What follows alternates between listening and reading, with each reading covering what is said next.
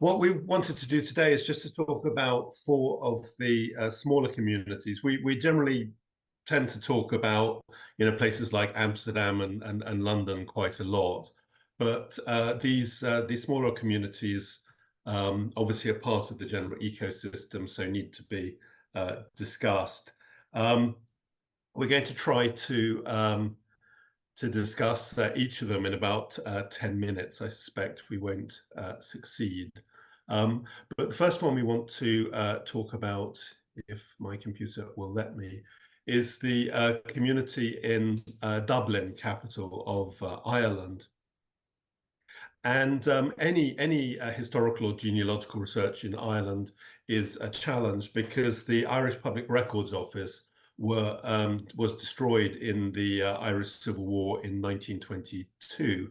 So especially for what we are doing, we tend to be looking at sources from England or secondary sources. That being said, let us very quickly try to give an overview of the history. Ireland was a colony of England. The Puritans and Parliament had won the Civil War. In 1656, Oliver Cromwell had consented to Portuguese Jews settling in London, and the single community of Portuguese Jews in Great Britain and Ireland was Bevis Marks community in London. The monarchy was restored on Cromwell's death.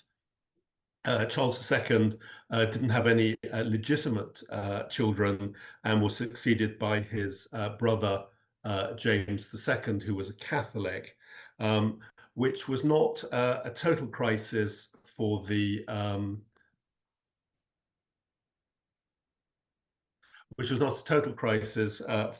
Protestants, because he had two adult daughters. James II and his wife, they then had a son, which threatened a Catholic succession, and this was very quickly followed by the Glorious Revolution, in which James II's daughter Mary and her Dutch husband William of Orange were invited to take the throne, with James II fleeing to Ireland. The very next year, fleeing to France, I do beg your pardon. The very next year, James returned to Britain, specifically to Ireland, with a French-backed army. This was met by William at the Battle of the Boyne, won by the Protestants, and that assured the Protestant ascendancy in Ireland, and things then politically settled down, and by 1745 Dublin's population was estimated at about 100,000, which is a reasonable sized city. So what about the Jews in Ireland during this period? So there is a report that there was a Portuguese synagogue, or at least a synagogue, in the late 1650s, early 1660s in Dublin, which I suspect is an exaggeration for there being some Jews in Dublin. We certainly know of two brothers, Manuel and Gaspar Pereira, who were in Dublin around 1662, and an Irish bishop wrote to the Vatican a decade later, again saying that there were a few Jews in Ireland. So I suspect the claim of the synagogue is exaggerated. We don't know what happened to the Jews in Dublin when the Jacobites arrived in 1689. I suspect, even though James II was not opposed to Jews, I suspect that those Jews in Dublin fled for fear of the Catholic peasantry. So after the Battle of the Boyne, again, we have a report of a rabbi from Ireland, from Dublin, visiting London in 1706. I have no idea, make of it what you will. An Irish philosopher, John Tolland, wrote a pamphlet on naturalizing the Jews in 1714, which of course didn't happen. I think 1718, or around 1718, is probably the year in which a Portuguese community was forming in Dublin, because that is the year on which they bought a plot of land for a cemetery. This is David Penso, Jacob de Porto, and David Machado do Siqueira. And obviously, buying a cemetery is very often the first thing a Jewish community will do. It's also reported that the community moved to the Annandale area of Dublin. I mean, to be honest, where they moved from, I'm not totally sure. Another strange report in 1745 that there were 40 Jewish families comprising 200 people in Dublin. It just, to me, it seems an exaggeration, but who knows?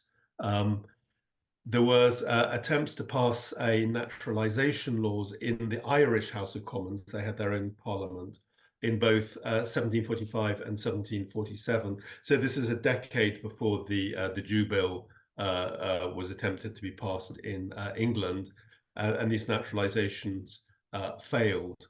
And I do slightly wonder if there was a particular purpose to this attempted naturalization, either to encourage more Jewish settlement or to stop Jews from leaving. And then we also have a report from 1748 of another Jewish cemetery being established, whether it is an overflow or something else. And indeed, most of the information we have on Portuguese Jews in Ireland during this period is on cemeteries, and I don't intend to discuss it in the limited time we have. But I would just say that if you go to the A Nação Hebreca website and simply put in the word Dublin, you can. I'll just flick through. You can do it yourself. You can essentially find all of the information that historians have probably spent weeks, months, years putting together, and you can literally now find it within seconds, and obviously then translate it, and it's just a fabulous tool. So let's discuss a particular family that was in Dublin, the Castro family. Solomon de Castro was born in Hamburg, and he married Rachel Bravo of Bayonne in London before they settled in a nice part of Dublin, sometime between 1710 and 1725. They had a very large family. They had 11 children, I think of whom 7 survived. And their sons are actually very interesting for what we'll discuss a bit later in India, because these sons were, or several of these sons were involved in the India trade. So Daniel, the eldest, was shipping coral to his brother Samuel, who was working in India. Jacob was in Amsterdam receiving diamonds that came from India and processing them. Well, as you said, Samuel was in Madras. Another brother, Isaac, moved to Livorno. And Livorno was important because the coral was coming from Tunis, and the community in Tunis was a daughter community of the Livorno community. And a fifth brother, Moses, went to India to take over the family business. So this is a nice sort of connection between Dublin and Madras. Solomon went to London in 1732. I think he became the Gabai, and his wife followed the year after. And I'm not sure if that's just a family decision or indicative of what was going on in the community.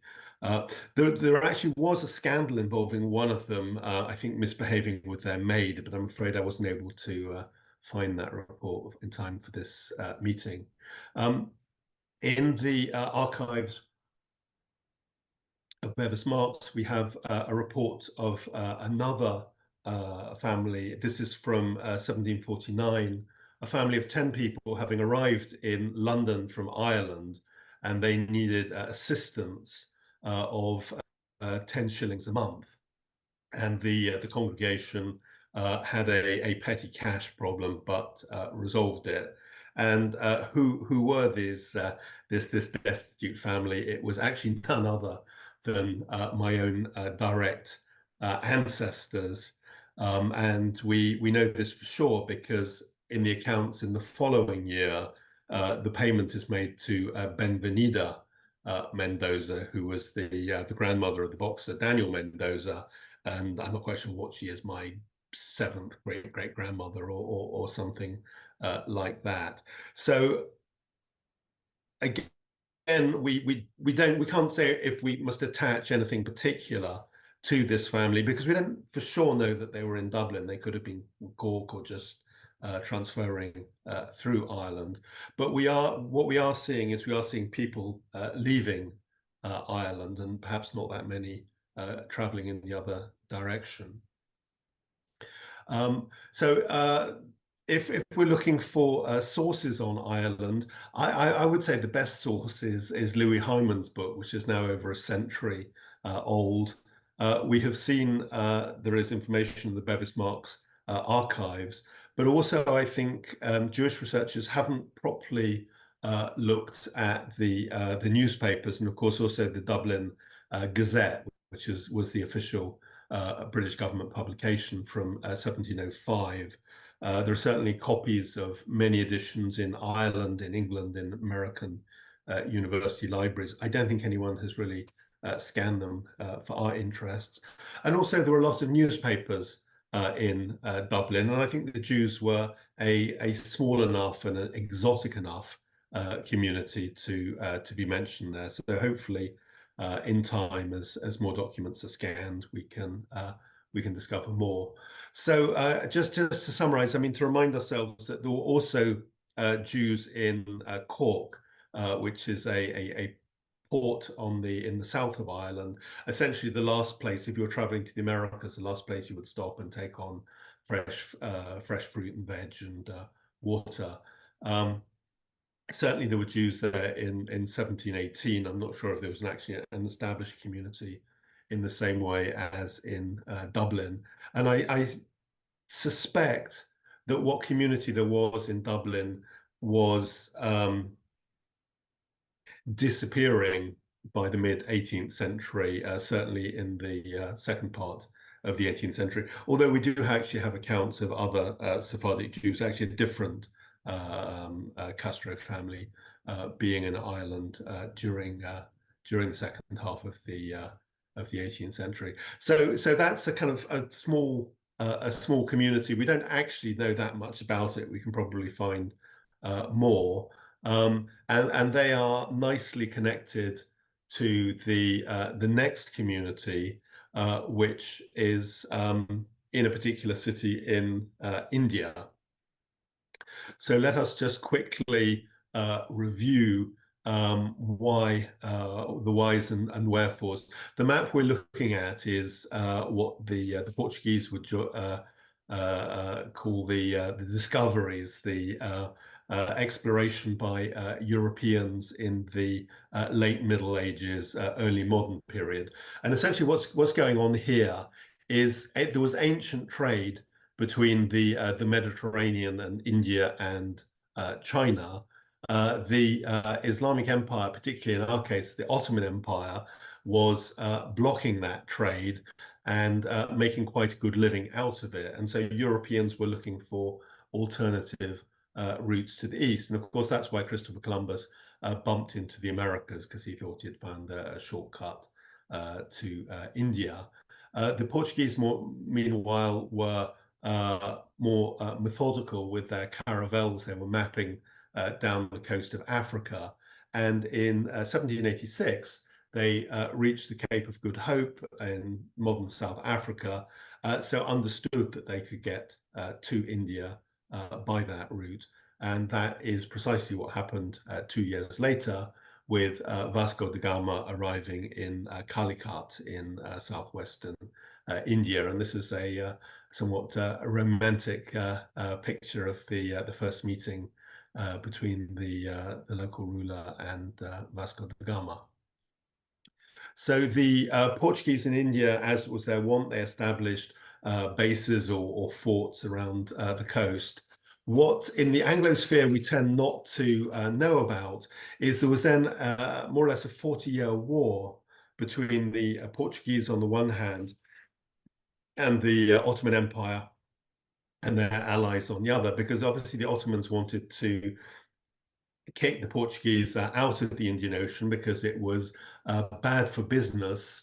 It was a strategic threat because they then had their enemy behind them, as well as for religious reasons. And these wars went on for about 40 years, covering much of the western part of the Indian Ocean. So Portugal indeed was allied with Ethiopia, and fighting involved Yemen and Oman and bits of Persia and obviously the Indian subcontinent. But the Ottomans were not able to dislodge the Portuguese, and the trade with India and obviously with places beyond modern Malaysia, Indonesia, China and Japan was highly profitable for the Portuguese.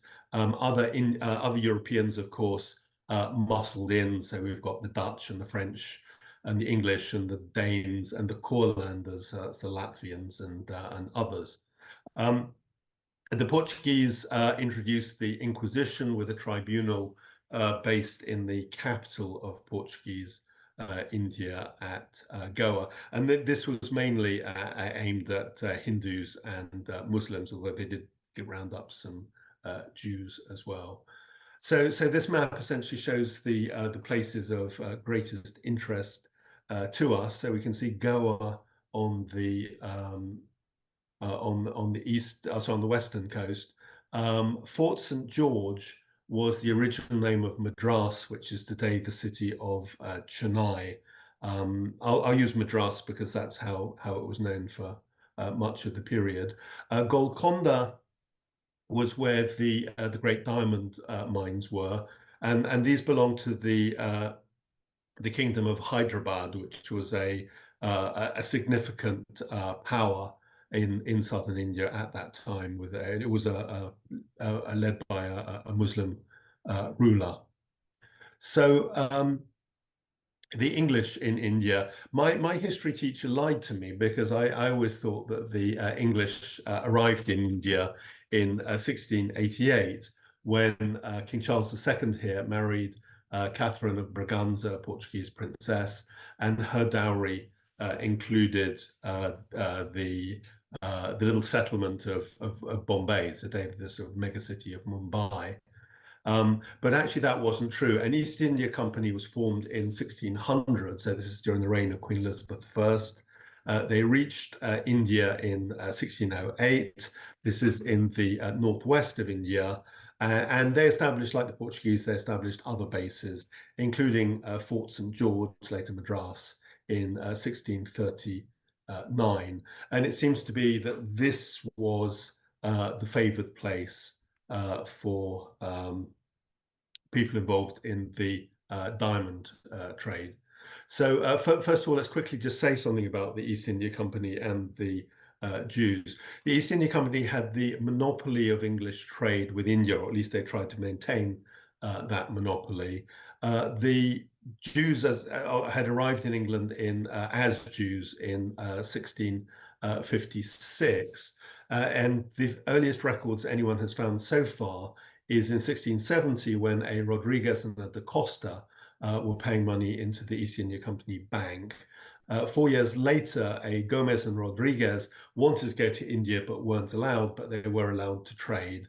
And we also have a mention of an Alvaro da Costa and de Porta. And remember these names because they will probably pop up later. But even at these early stages, it seems Jews were important, at least in part of the trade. So in 1676, we have a report, the East India Company, having several ships come home, began their sail as usual last week, but because the Jews were engaged in their Feast of Tabernacles, it was adjourned. So they couldn't make a market without the Jews who were in synagogue. I suspect this was particularly to do with diamonds. There was obviously a lot of products being traded spices and textiles and manufactured and so on. But it seems that the Portuguese Jews were focused on exporting coral to India and importing diamonds into Europe. And these, of course, are quite small, portable things, which is good if you're Jewish, because you might get kicked out of the country tomorrow. And as you can see on the left, about 20 years ago, Gedalia Yogev wrote a book on this trade. So let's just talk about three individuals whose grave inscriptions were taken down by Julian James Cotton in 1905, which is fortunate because the old cemetery was destroyed. The gravestones were moved, but unfortunately, most of them are now missing. And the first, who died in 1687, is described as Jack de Paiva, so probably part of the Paiva family. And his epitaph was written in Portuguese, which of course tells us that there are other Portuguese people there. Then we have Isaac Abendana Sado and Abraham Salomons, who's obviously Ashkenazi. We're not going to discuss him here. He seems to be a very significant figure within the trade. And it kind of seems that unusually, I mean, at this time, he seems to be quite integrated with the Sephardic merchants. But I think that's probably just because, you're so far from home, and that's somebody familiar. And the last one, Solomon Franco. So with James or Jacques de Paiva, he was the first Jew legally in Madras. He was there with his wife. He was very pro-English, and he was trading diamonds and gold. But when he died in 1687, of course, his wife was left alone in an alien culture on the other side of the world. And what happened with Hieronyma Pavia, as she is in the records, is she started keeping house, as it is coyly described, for the governor of Fort St. George, Madras, Elihu Yale, to the great scandal of the people. And she had a child by him, Charles Yale. And I'm not totally sure of the circumstances, but Charles went to essentially to South Africa, where he died, and she ended up buried beside him. Yale himself did well, made a lot of money, and when he returned home, he decided to be charitable, and invested some of the money, or vested some of the money into an educational institute. His home was actually in the colonies, not in England, and the institution carries his name to this day. So there are some sort of very deep Sephardic roots within that institution. The second burial we have is Isaac Abendana Sado, also called Isaac Sado Abendana. He reportedly was born in the Netherlands in 1662. I had a very quick look through Amsterdam circumcisions. I couldn't see him there, but Tom will probably know where he was from. He went to India in about 1702. He was, as any sensible businessman would be, he was friends of the governor, Thomas Pitt. Pitt was the grandfather and great-grandfather of British prime ministers. And Abendana was expert, apparently, in dealing with diamonds. And he died in 1709, also leaving an unfortunate widow behind him. And so what happened to her? Well, Pitt had been appointed trustee of the estate, was going back to England, so declined. And Abendana's wife was illiterate for trustees being appointed. And it's reported that the will is written in certain characters and other numerous abbreviations. I'm most people assume this is Hebrew. Of course, it could possibly be Portuguese.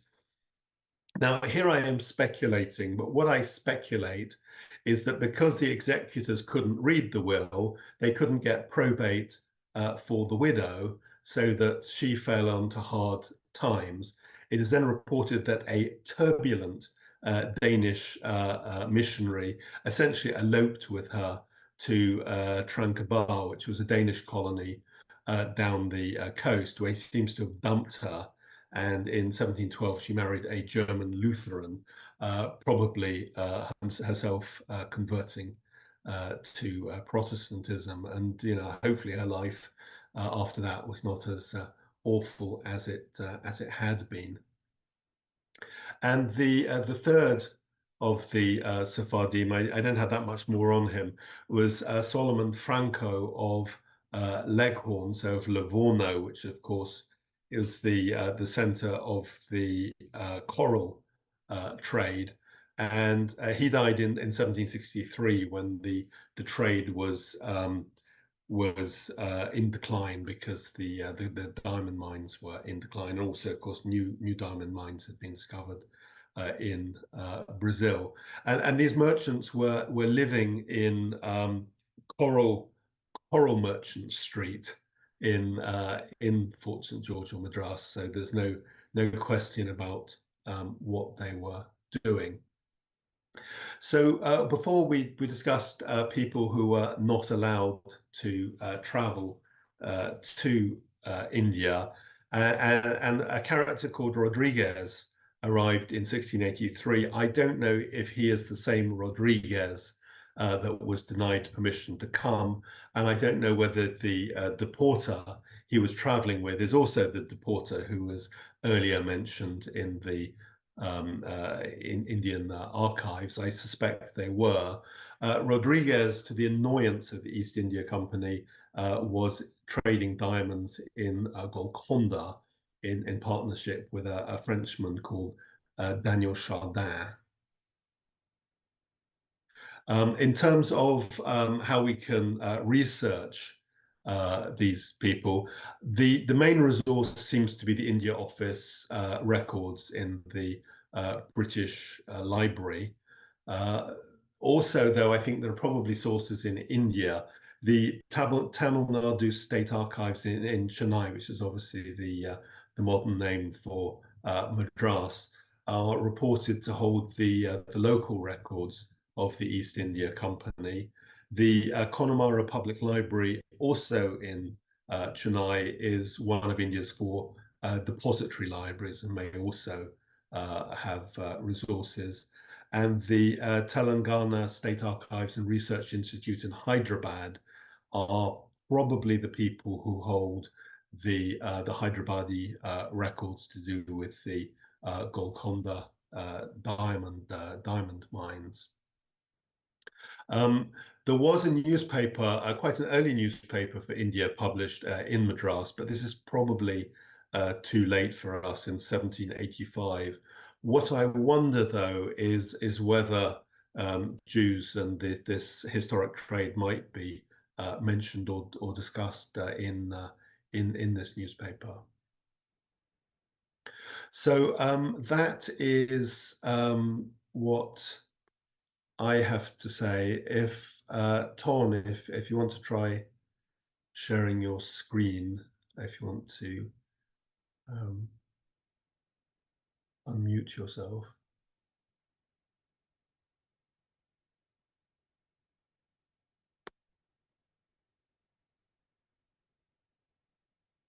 Do apologize. We did have some problems before, but hopefully it's going to work out. Ton, you are still muted. Great.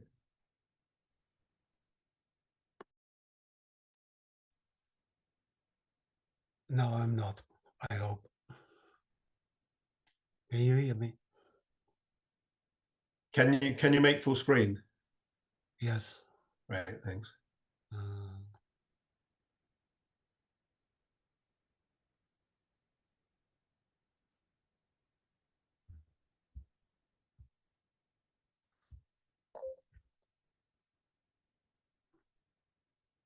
So, Glückstadt Once was a Danish city.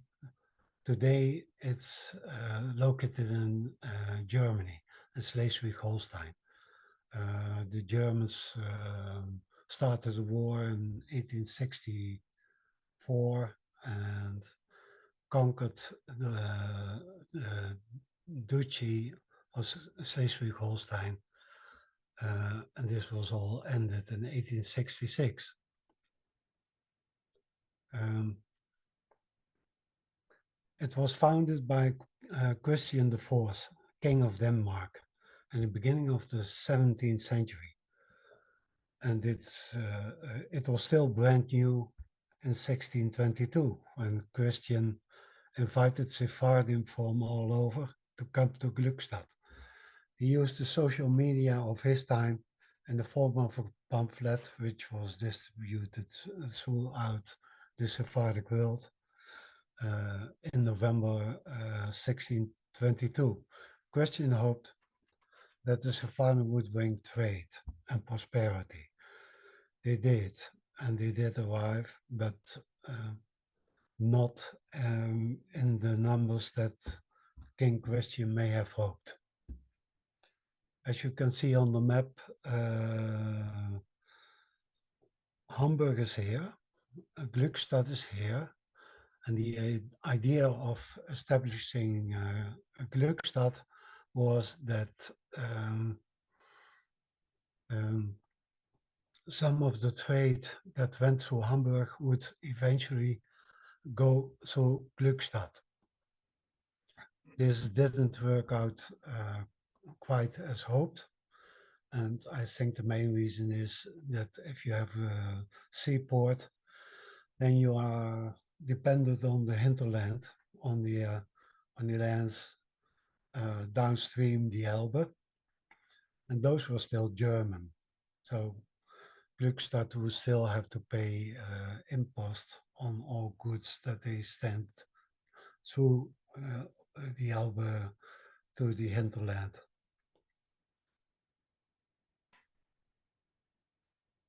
Of course, they were allowed privileges. To the left is the first letter by Christian in which he invited Sephardim, and it mentions specifically Alvaro Dines, who was already there, and he was the master of the mint. These privileges included freedom of religion, freedom to trade, the right to build a synagogue, have a cemetery, and they also were allowed to have a Hebrew press. Moreover, Sephardim could become citizens of Glückstadt. The privileges had to be renewed from time to time, and this is the pamphlet on the right. This is from 1750, and again, privileges were extended to Sephardic Jews. But there were not a lot of them left by that time. So the consequence of that was that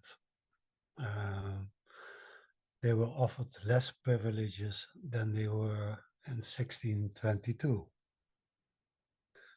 Other famous people who lived in Glückstadt, besides Alvaro Dines, were Abraham da Fonseca, longtime rabbi of Glückstadt and author, and Moses Gideon Abudiente, poet and ancestor of the Sampson family in England. In the middle of the image, you see the signature of Christian R. Christian Regina. He signed only with his first name, as kings do. What sources are there for Jewish genealogy and history in Glückstadt? Not that much, I'm afraid. There are no communal records. There may have been, and probably are, archives in Danish dealing with Glückstadt, both at the local level and at the national level. but I didn't look into that because I don't know Danish. Max Grunwald was a pioneer of a peculiar hobby that flourished in the second half of the 19th century. He surveyed the cemeteries of Altona, Hamburg, and the one of Gluckstadt. He described all the graves in a sort of shorthand in his book Portugiesen Gräber auf Deutscher Erde from 1902.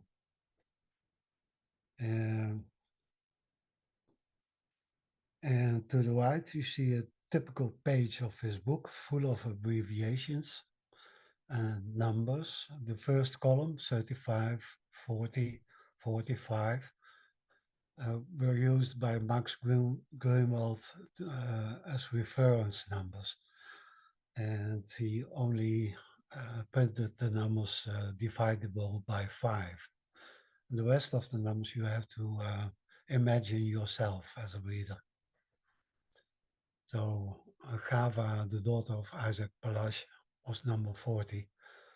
And Joshua, son of Jacob Henriques, was number 41. And then after that is 42. And this concerns Moses Henriques, the husband of Eva, daughter of Isaac Palash. The second column is the year. And again, Max Grunwald decided to be economic with the ink. 424, you have to read as 5424 or 1664, etc. And after that is the date, and then the name of the one who was buried in the cemetery. Now it may be that there were, the actual epitaph had much more information.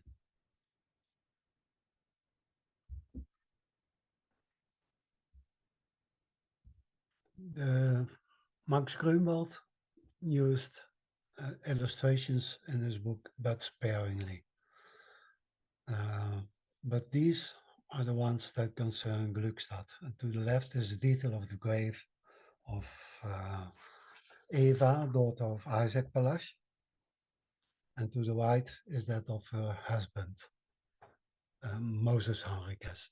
And you can see that these images were meant as allegories. Moses is beating with his stick on the rocks.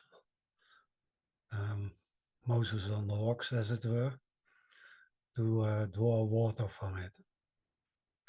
And to the left is Eva succumbing to the snake, who offers her an apple. In itself, it's rare to see images of persons on a Jewish grave. It's less rare in Portuguese cemeteries, but a portrait of a negative must be unique in the world. I don't think there was any other Jewish grave that ever had a negative as an illustration. You see here only part of the tombstone that is quite beautiful in itself.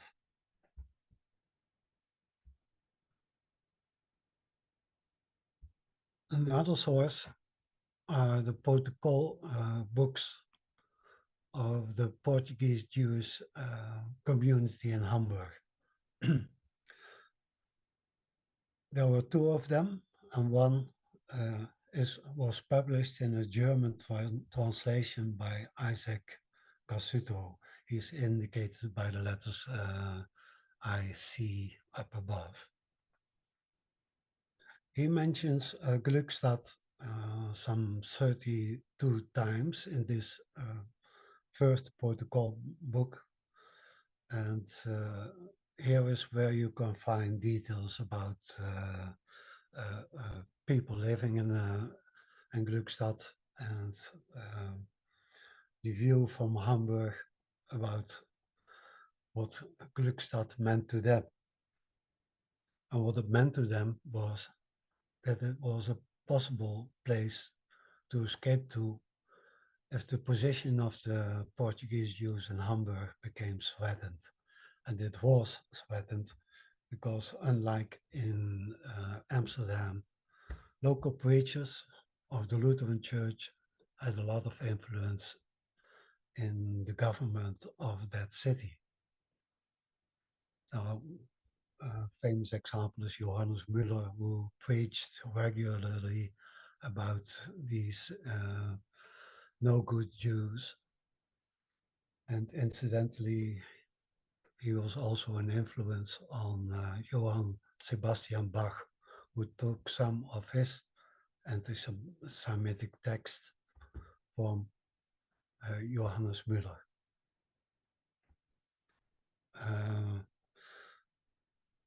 To the left is the first page of this series of publications in this in the Jahrbuch der Jüdisch-Literarischen Gesellschaft, which was one of many publications that flourished in the 19th century in Germany, and which have become available through the website of the Frankfurter Universität, where you can also find these protocol books by Cassuto and the book by Max Grünwald.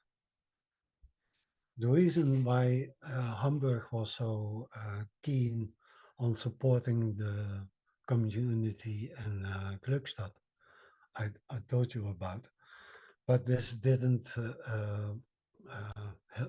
prevent the community from collapsing in the second half of the 18th century. Another source are the Inquisition archives.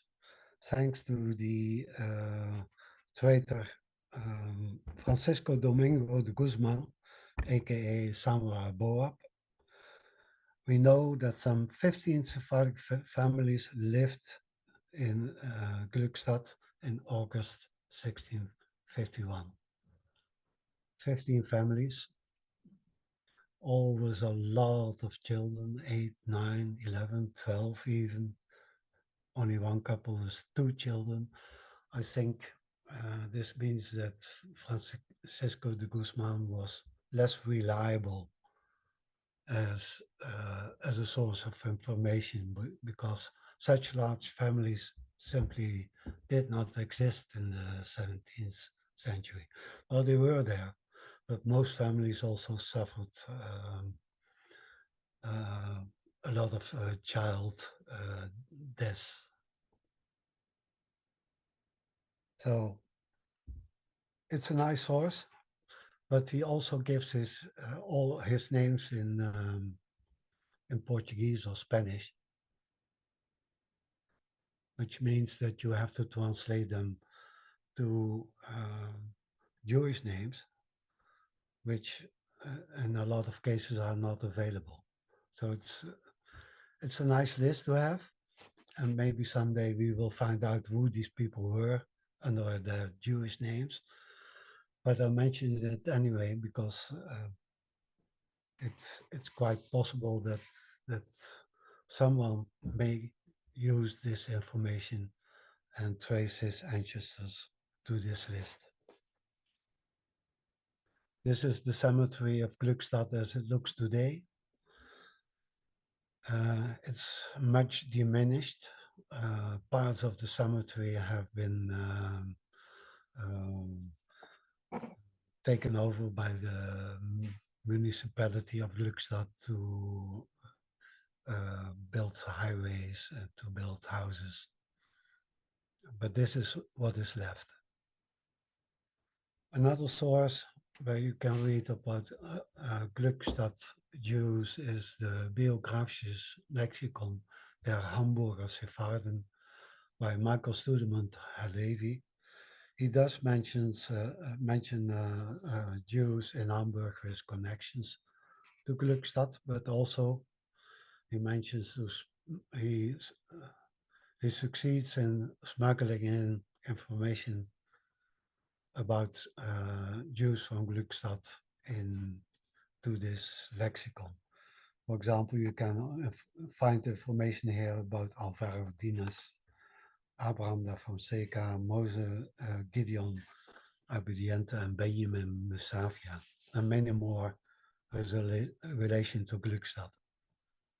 I saw the book online for prices of €40 to almost $250.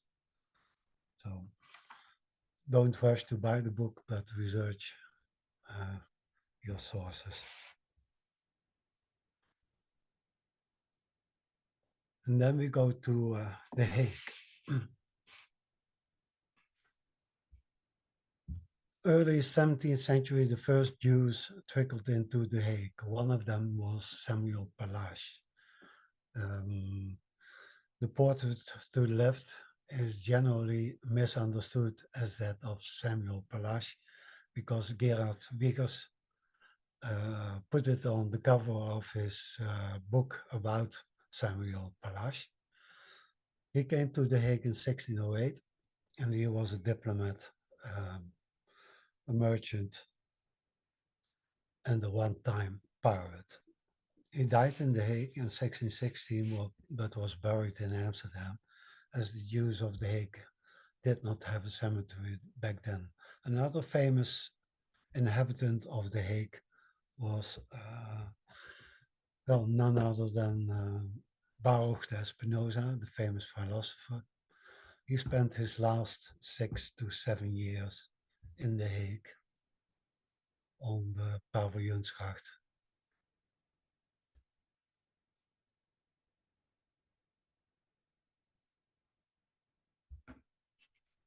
There were not enough Portuguese Jews in that first century to form a community. Only at the end of the 17th century a cemetery was acquired. Synagogues were mostly house synagogues until Jacob Pereira built one next to his house on the Lange Voorhout. The synagogue was named after him as Bet Jacob. The second synagogue came into being in the neighborhood where most Jews lived around the Wagenstraat. This one was named Honendal from 1709. The house synagogue of Pereira became too small. The community built a new one on the Prinsessengracht. It was inaugurated on the 9th of August 1726, and it's a neat copy of the one in Amsterdam. The synagogue was supposed to not be visible from far away, so it was built a little bit back from the Prinsessengracht, and over time a series of houses was built in front of it, so it became invisible from this side. And it was also stipulated that it could not be higher than 35 meters. Hence, the architect put some vases on the four corners to give it some more height, at least to give the impression. In 1743, Bet Jacob and Honendal merged into one under the name Honendal. This is a plan of the interior around the time of its inauguration, and here also you can see that it's a copy of the one of Amsterdam, only smaller, about half as big. The same wooden brown benches are here, and the one difference is at the bottom you see an extra entrance and a closed off seating. This was meant for the coaches of for the drivers of the coaches of the rich Portuguese Jews who came by coach to the synagogue, and the drivers were allowed to visit and watch the ceremonies going on but he had to stay behind a closed off segment of the cemetery. To the left is the seating arrangement during the inauguration. There was an extra seating meant for the Señores de la Esnoga de Bet Jacob. They had a special bench for them.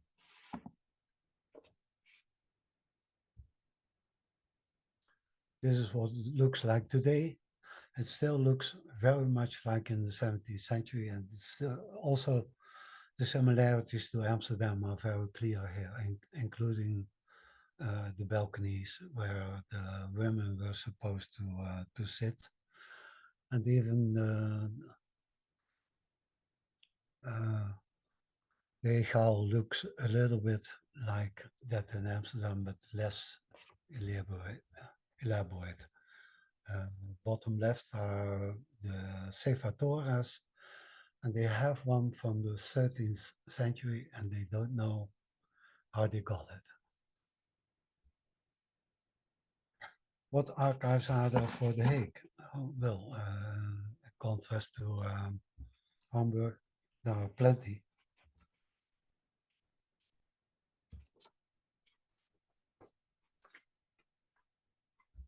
And they can be found mostly in the municipal archives in The Hague.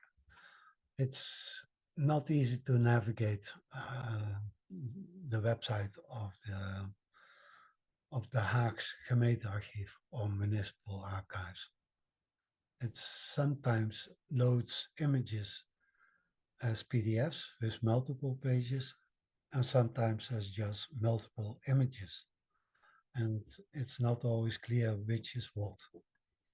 So you see two images and you think that's all, but then they turn out to be PDFs, which can be sometimes slow to load. On the website of the Haagse Gemeentearchief, there are four main areas where you can search. The first one is persons, and here you can find entry to BMD records, to censuses, and to some other archives. But to individuals. It's more 19th century than 18th century. Then there are archives, which is the second area. And here you will find the most use for the archives of the Portuguese Jewish community, 013001. That's the entry number that you can use as a search term to find these archives. Then there are the notarial archives, and then there's the archive of the Foundation for the Preservation of the Jewish Cemetery of The Hague. The third area you can research are images. There you can find images of the synagogue, the library, where you can find, among others, the Hague Yearbook, which is the yearbook of the local historical society of The Hague. And over the centuries that they exist, they have had numerous articles about the Jewish communities of The Hague.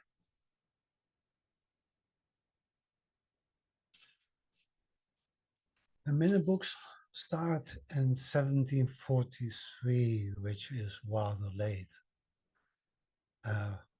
But the year, of course, coincides with the merger of the two communities.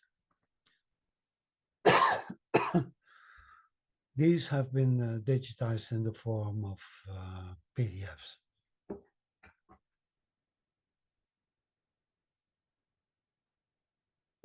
To the right, you see a page that commemorates the birth of a newborn Prince of Orange, the later stadtholder William V. and there's even a Hebrew poem attached to it. I don't know if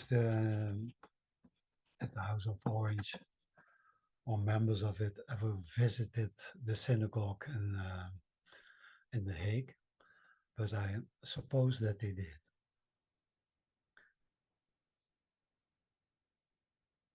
And these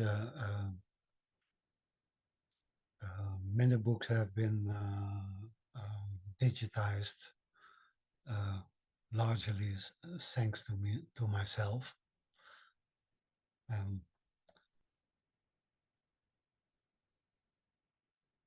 Then there are some financial registers, some of which go further back than the minute books. The eldest register starts in 1708 and concerns Bet Jacob. This is the first libro longo with promesas y noticias of the gehalkedos Honendalen. And you can see that it resembles the annual accounts of London, in that it has lists of the poor in the middle. No, sorry. In the middle is a list of ofertas, fintas, and something like the imposta, neatly divided into columns. This page are all Abraham's, which name is only mentioned one time in the left column. And then there are the sums of money that members paid during the year 5510. On the right are ofertas de diferentes pasajeros or forasteros. They also contributed to the community, but they only gave gifts. In the insert at the bottom, I enlarged an entry about Jacob de Moses Pereira da India. Moses Pereira was also someone who had visited India and the end of the 17th century. This book also has lists of the poor. So for The Hague, we can also reconstruct the complete population of the Portuguese Jewish community, but only from fairly late 1743.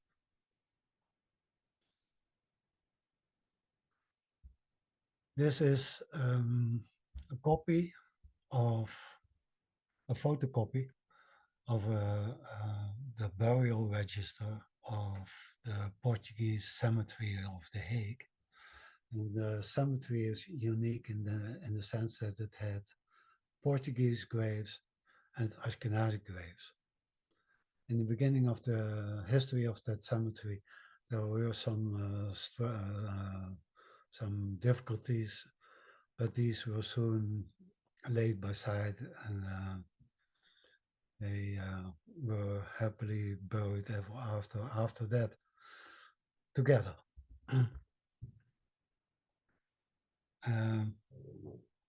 One of the names that you can see here is the one of Chacham David Mendoza, and to the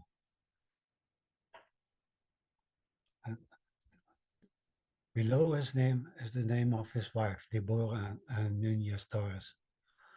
It's a great pity that they didn't mention her by her wife's name, because this is the only thing we know about the wife of David Nunez Torres. We don't know when he married, whom he married, who were her parents. but we know she was buried in the cemetery of The Hague. And then we go to the archive of the Foundation for the Preservation of the Jewish Cemetery in The Hague.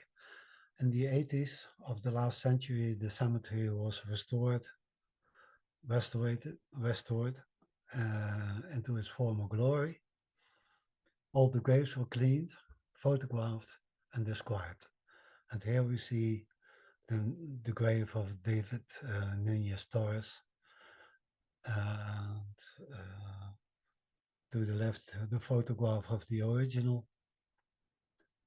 And you can see that it has a lot of damage, but that it was neatly restored. And to the right, a translation of the text in Dutch. And these photographs and this text were glued onto cartons that a short time ago you could only see in the municipal archives of The Hague in person. But since a few weeks, they are available online. I also looked up the text that was on Deborah's grave. And this is on the backside of this carton.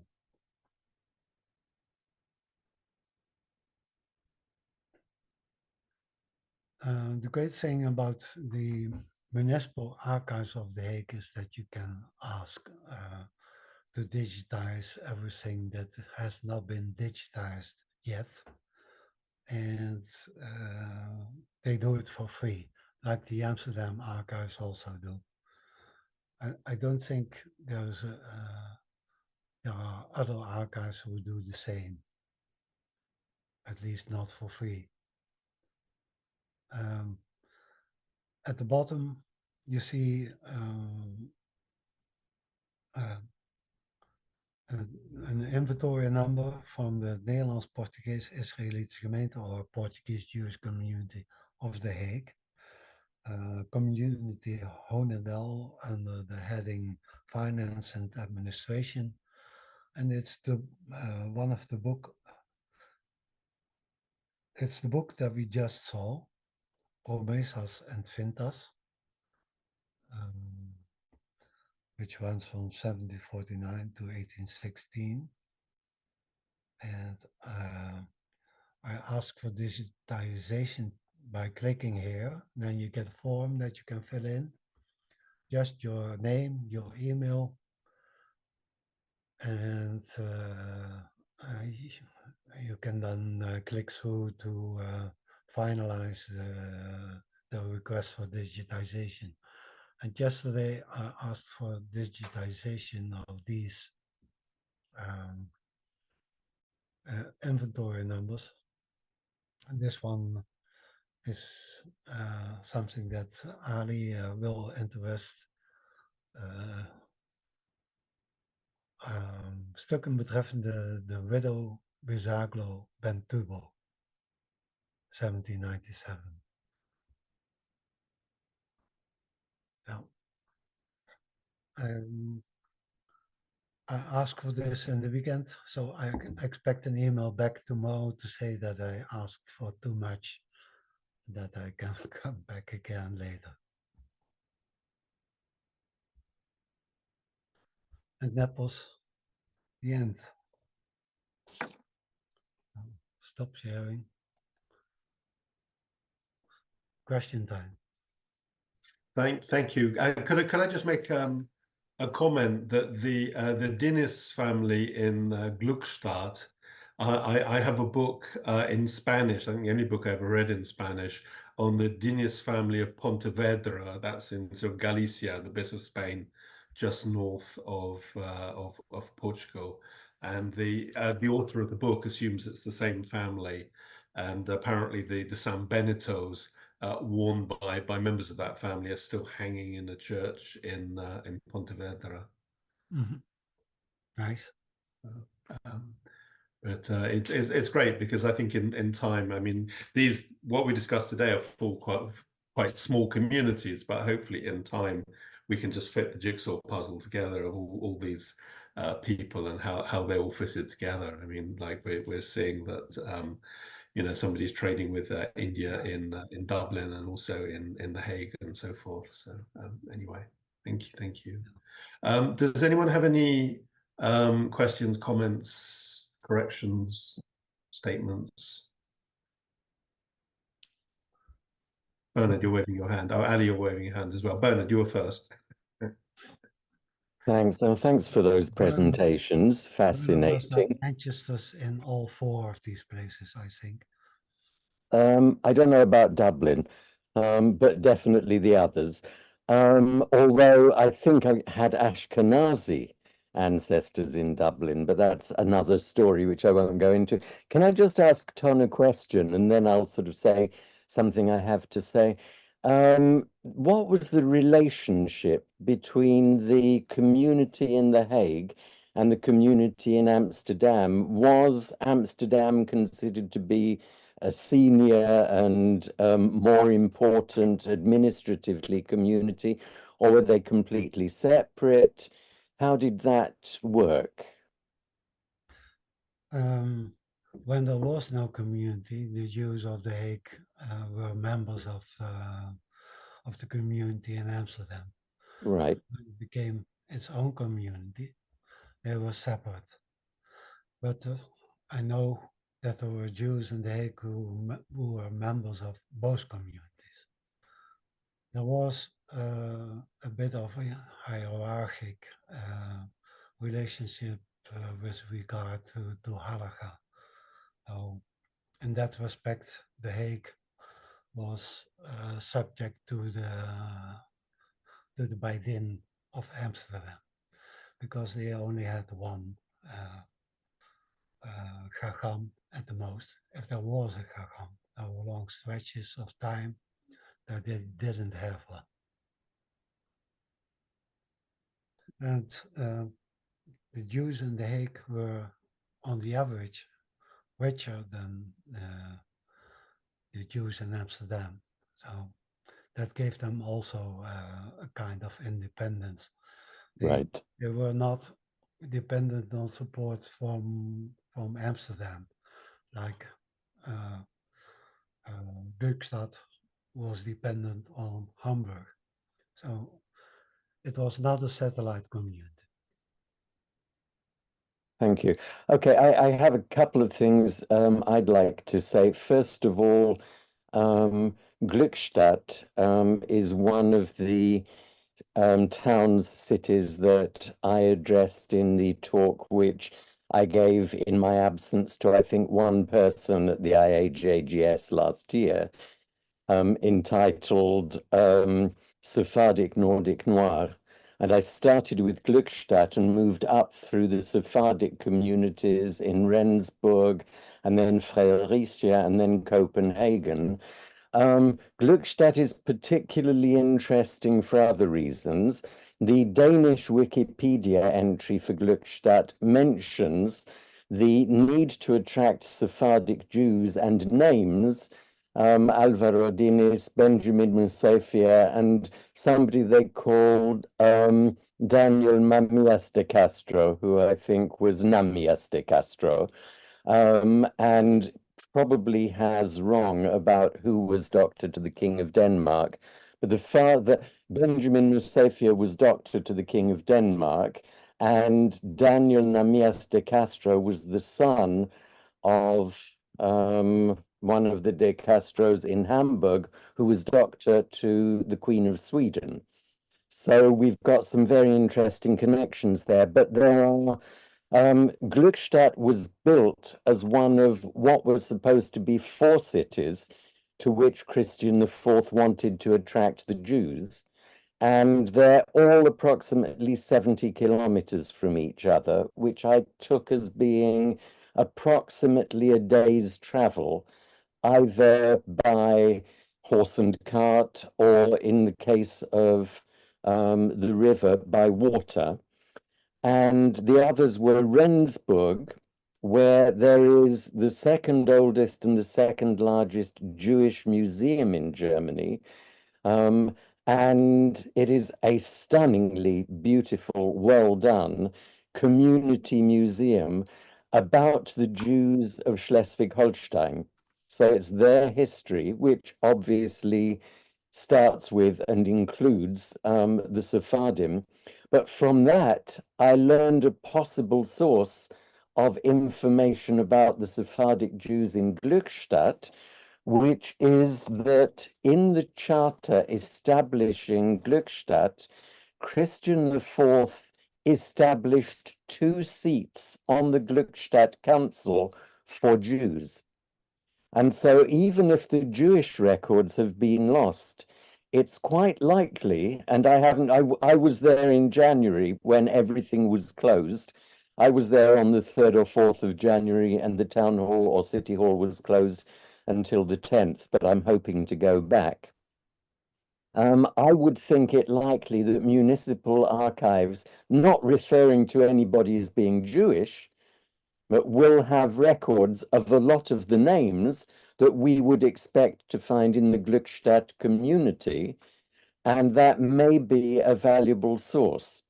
The other thing is I made it to the Gluckstadt cemetery intending to take pictures, and it was under 15 centimeters of snow. And since I was in my wheelchair, I didn't think that I could dig snow off 98 graves. The cemetery was desecrated. A lot of the stones were destroyed by the Nazis in 1942. But after the war, Glückstadt recovered 98 sets of stones and restored and relaid them. And of those, 5 are Ashkenazim and 93 are thought to be Sephardic. And so I would like to get there in good weather and actually see the names, take the pictures, put together a collection. So I'm hoping I might even be able to do it later this year.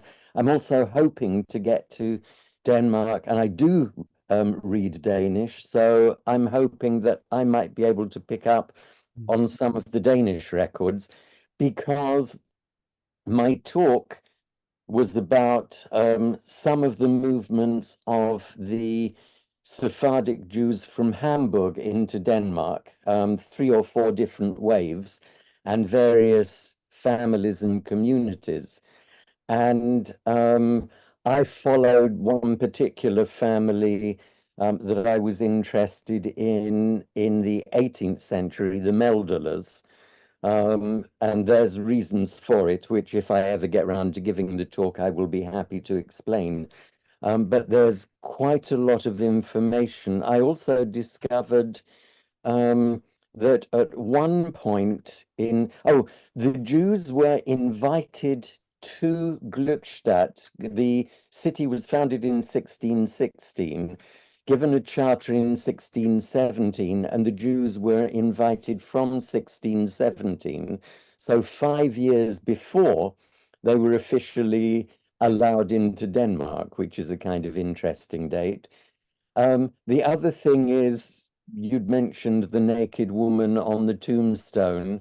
The naked woman, which obviously there is Eve, is actually the municipal symbol of Glückstadt. So it could have been a good excuse for putting a naked Eve onto the tombstone, because it's showing that this Jewish woman was from Glückstadt. I'm only putting that in as a suggestion, but I think it may have been a way of getting around the fact that she, A, was a person, which in itself was fairly unusual, but B, didn't have any clothes on. And then using the fact that she was Eve and that there was a snake as part of the excuse. The other thing is that the other talk that I gave was about the Jewish viceroys and governors of Portuguese India from 1608 until 1960, because Portugal did not renounce its claim to ownership of India until it was forced to by India in 1960, which was 12, 13 years after India officially became independent. But I gave quite a lot of complimentary information in that talk. So if anybody is up for them, I'm happy to do modified versions of both talks at some time in the future. Thank you. Ali? Yeah, I have a couple of questions. I saw that in the list of seating in the Hague synagogue, that towards the bottom there was, I forget the first name, Isaac, maybe Cerf, Cerf, which, am I right in thinking is an Ashkenazi name? So I was wondering if it was kind of mixed congregation, or at least some people were Ashkenazi. It could have been someone who acted as a sochet or bodek to the community. Right. Okay. And the other thing is, sorry, go on. There was also a High German community in The Hague, and I think that that they did not allow German Jews in. And the other thing on the Danish records, the other person I'm sure who would be very happy to help with that is Bent Bludnikov, who I think you know through the correspondence we had, and he's got a book coming out in next month, I think, about a particular family in Hamburg and Altona. The family is Sumbal. Yes, Sumbals, yes. And also the connection with the bazaar glows. So, and that's coming out in Danish and English, but I know that Bent is an expert on the Danish Jewish records, so I'm sure he would be able to point you in the right direction. I'm happy to announce that he will be speaking to Sephardic World Oh, brilliant. On 30 September. Fantastic. Okay. Thank you for mentioning him. We actually had a question, a more general question, if I can interpose, by email, just saying, just asking generally about what we're covering, and just saying that we tend to focus on large communities such as Amsterdam and London, and today on small communities like Dublin. But what about communities like Thessaloniki, Castoria, and Bitola? The majority of Sephardic Jews I interact with have roots in that region. And I think it is, to answer that question, I think it is true that we tend to focus on the Western Sephardic communities. The reason is, well, I mean, obviously, I think that's sort of where we started, where the original people have their roots. The problem, I think, often with Eastern Sephardic, so to Jews of the Balkans and former Ottoman Empire and so on, is it just ends up in this sort of necropolis of the Holocaust, and we're obviously interested in earlier periods. A lot of those records in those areas have been lost. We've actually been trying quite hard to find a speaker on Thessalonica, but also we don't necessarily have the language skills for those records that survive, and they tend not to be digitized. But we certainly will be trying to cover these other communities as well. We have a question. Was Middelburg connected to the Hague community? No, it was a separate community. It had a separate, it had its own synagogue, and it also has a cemetery, and the cemetery is still there, and some 100 graves, and they have here and there they are all described, and there are some books about that community. Okay, but there's no direct connection to the Hague community. We've sort of overextended a bit. Shall we wind up. Can I just ask Ton a quick question about Middelburg? Is the cemetery there a mixed one? When I say mixed, I mean Sephardic and Ashkenazi. No, this one was Sephardic. Okay.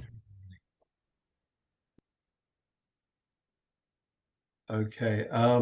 Just to let people know that next month we're planning it's European Days of Jewish Culture, and we're planning to have a sort of an open question and answer session. So hopefully people here can both help with the answers, but also if they have questions, that is great. And as Tom mentioned, we have Bent speaking on it's actually the 29th of September, not the 30th.